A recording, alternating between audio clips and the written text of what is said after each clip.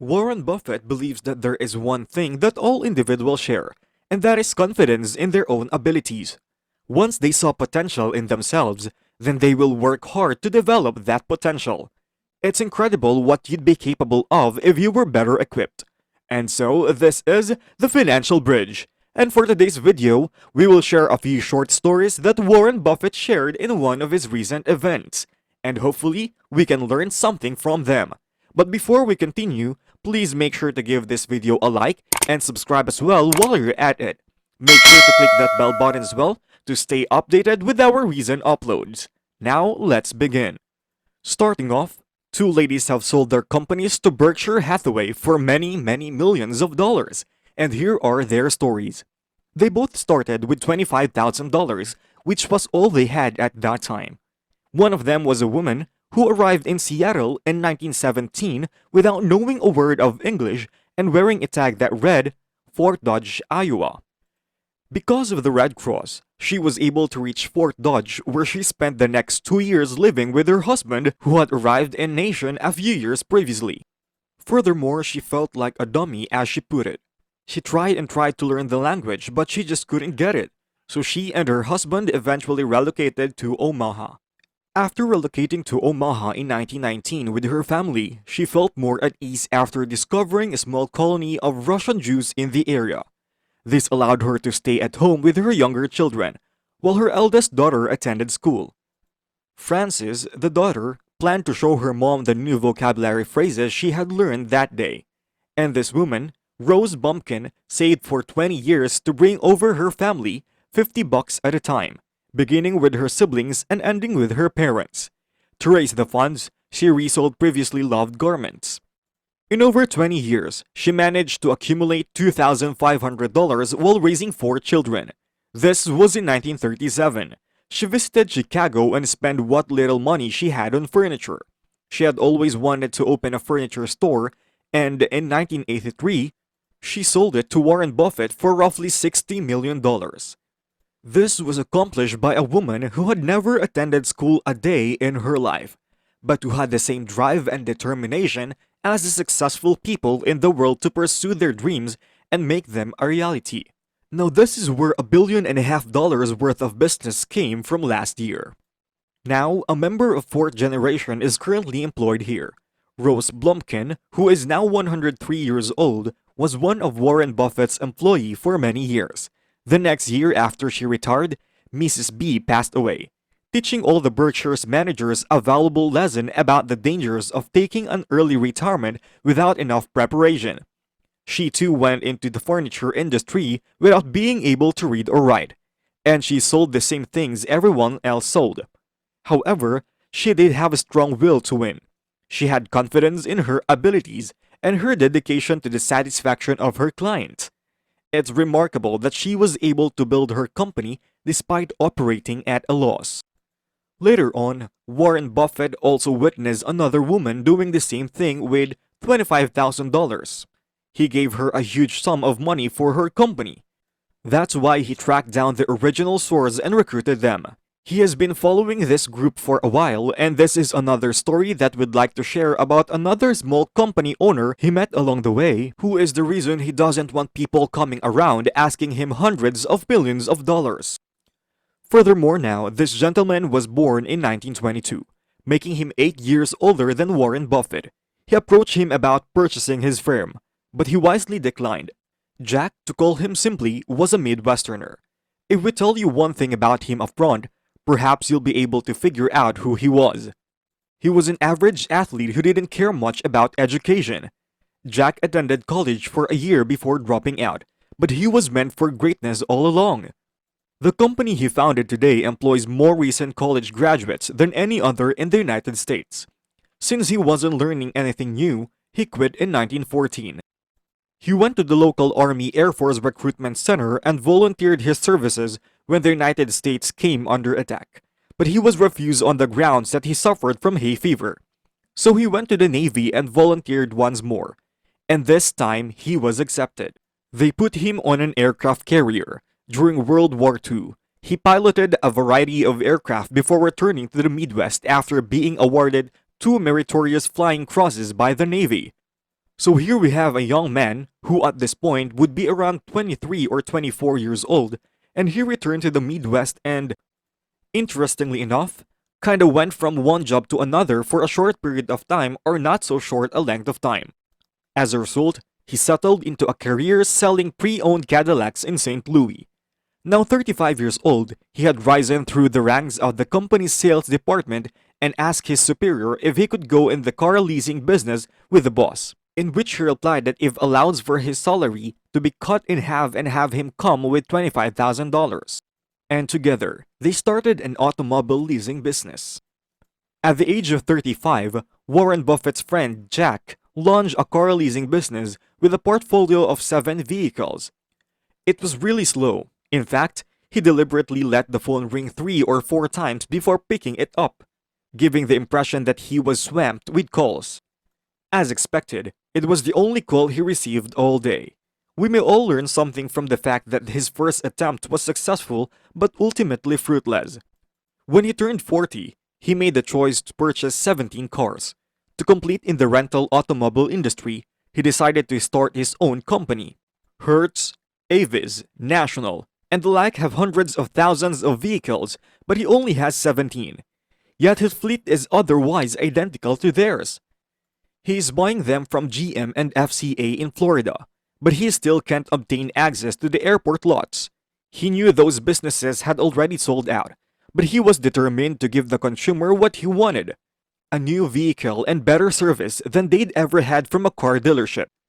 As a result, he established the firm. It was named after the USS Enterprise, the battleship he had flown from in the Pacific. And he passed around a year and a half ago. At the time of his passing, however, the 17 cars he had in his rental fleet were worth more than the entire fleets of Hertz and Avis combined. Jack Taylor was the man, and he has a good friend named Andy Taylor, who currently controls the company. In the event that a grandchild continues the family business, they will be a 4th-generation alumni. Clearly, the American man in question did not pioneer AI or make any other significant contributions to the world outside of, say, the furniture business, just like Mrs. B. It is true that anyone is capable of starting a business, but he made a point of doing everything in his power to make his consumers happy.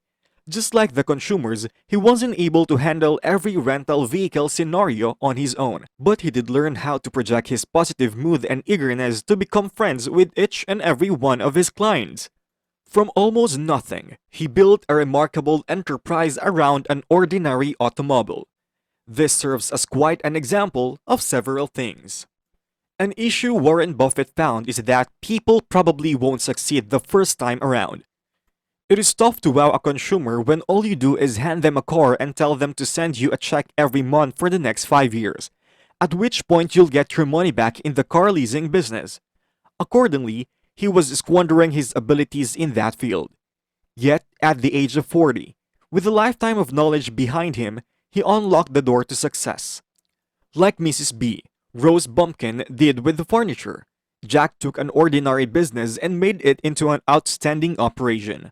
Furthermore, he was unconcerned with the Federal Reserve's future policy decisions, whether they were tighten or relax monetary policy.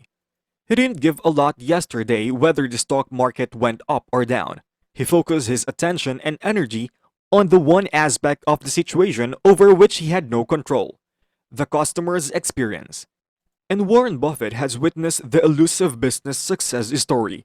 He went to Florida to convince him to sell the Berkshire, but he was savvy enough to resist.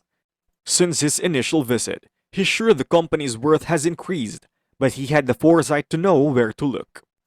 Moving on, you probably know that before he founded Ford Motor Company in 1903, Henry Ford tried and failed twice, which means it is not a requirement that you come up with the most brilliant company plan on the first try. The true test is whether or not you can maintain a growth mindset. You need the education that Warren Buffett knows you've gotten by managing 10,000 little enterprises in order to know your strengths, what you can do for your clients, and what you can contribute to the party in particular. Nonetheless, you'll need an honest, ongoing motivation to please your customers. As someone who has worked in several different industries, All Warren Buffett can say with absolute certainty that he has never encountered a failing firm whose primary focus was on making the customer happy. What you want is for the customer to remember you the next day when they are debating whether to buy furnishings or to rent a car. You have an idea of what they are thinking. That's where they begin to have an incredible experience. No one, however, knows what anyone was actually wearing. The manner in which Warren Buffett was treated during the sale is something he will never forget. In other words, the quality of service you had during the buying process is much more memorable than the final cost. You'll have a tough time finding someone who bought something and was completely satisfied with it, even if they don't plan on buying it again. And equally, if the last thing they remember is being treated rudely, being ignored, or whatever else, it's possible they'll never return. And as a small business owner, you need to be able to project that interest in people's well-being and delighting them through others as well as through yourself. And you can get there by convincing individuals who don't believe they're being heard that their opinions matter if you treat them unfairly. So, you should definitely learn to expand your influence through working with others. We would recommend Omaha to any and all young individuals looking to take variety of classes, as Warren Buffett would suggest as well. If you're like most people, your life's most consequential choice will be the person you spend the rest of it with, your spouse. It's also crucial to surround oneself with people that are superior to you.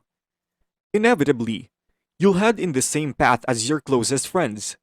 If you find yourself saying, "I've been incredibly lucky," consider this.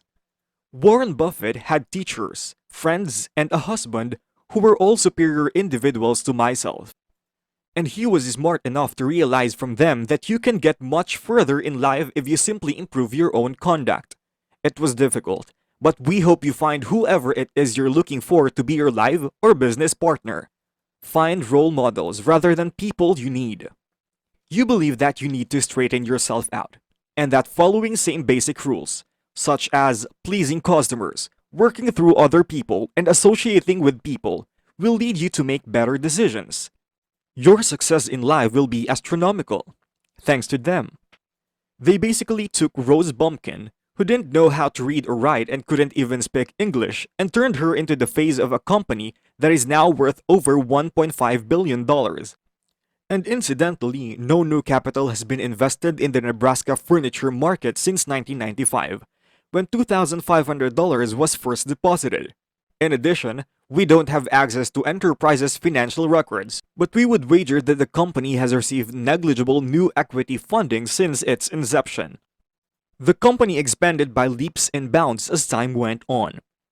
And as Warren Buffett instills once more, if you work hard in your employment, and also took on really a lot of extra work to develop your skills, then you'd be surely to achieve the respect you needed and acquire the sweet taste of success you deserve. And that's all we have for today's video. We hope that you learned quite some lessons in these stories that Warren Buffett had shared to us. And if you had a few reflections or thoughts to share, then don't hesitate to comment it down and discuss it with others. Now, once again, we thank you for watching. This is The Financial Bridge, and before you leave, make sure to give us a thumbs up. And while you're at it, click that subscribe and bell button as well if you'd like to see more of our content. Thanks again, and we'll see you in our next video.